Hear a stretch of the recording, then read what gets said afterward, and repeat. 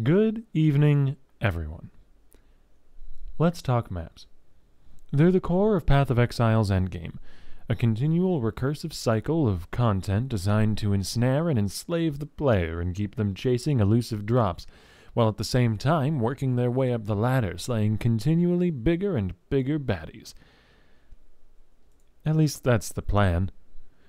Currently, with the exception of a few endgame bosses with specifically worthwhile drop tables, endgame bosses get short shrift. I can count a depressingly large number of times when on killing Core Malachi or Coliseum Dureso, I have been nothing but disappointed with the results.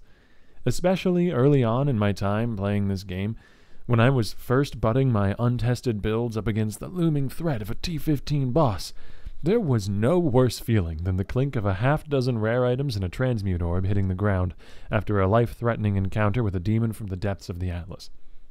Admittedly, there are issues with some of the potential solutions that are often posed in response to this problem. Guaranteed boss loot drops could make the map before them irrelevant, and could lead to a meta that is the inverse of what we currently have, and which would be equally unhealthy, skipping packs to rush bosses. This seemingly intractable problem is why I have such deep disappointment for an item which has somewhat flown under the radar since 3.0's release. The unassuming little divine vessel. To me, this item represents something of a misstep on the part of GGG. As the beta progressed and more information was doled out to the public, there were two things which got my hopes raised to the point from which they were subsequently dashed. First, the multiplying of boss health led me to believe that rewards for boss slaying would be increased, if not commensurately, at least somewhat, to account for the increased difficulty.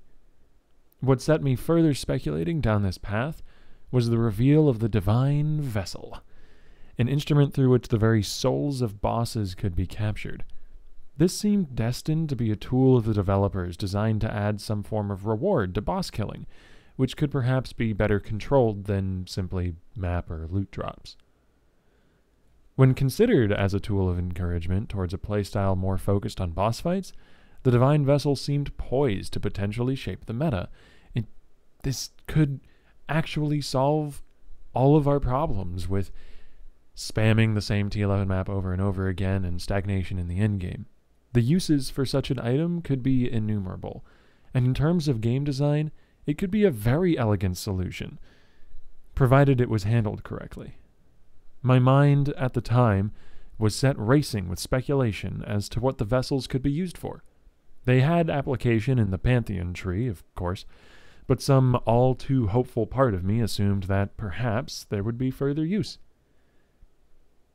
Empowered bosses would, if captured, provide a reward unattainable elsewhere in the game, which would be suitable motivation to seek an Atlas more varied in scope than one single optimized Tier 11 map. I allowed myself, in my optimism, to see a future in which the humble divine vessel solved every problem of endgame stagnation that the game has been facing in the last few patches. Yeah, this didn't really happen. I hope for that future still, as I'm sure it wouldn't be too large a leap for GGG to implement further use for divine vessels and the souls they capture. I have to say, though, that I am sorely disappointed not to see that use already. 3.0 seemed the perfect opportunity to try to drastically influence the cycle of the endgame, but perhaps that is really too much to ask. After all, they did just about double the story. Here's hoping for a brighter tomorrow for our friend the Divine Vessel, and perhaps a drop rate that is slightly higher than that of Divine Orbs as well. If you've got any thoughts on potential uses for the little bottle, leave them in the comments below. I intentionally kept ideas on that topic out of the video, despite having many, because I wanted this to be more about the missed opportunity than any specific direction GGG could have gone. Thanks for watching, and I'll see you in the next one.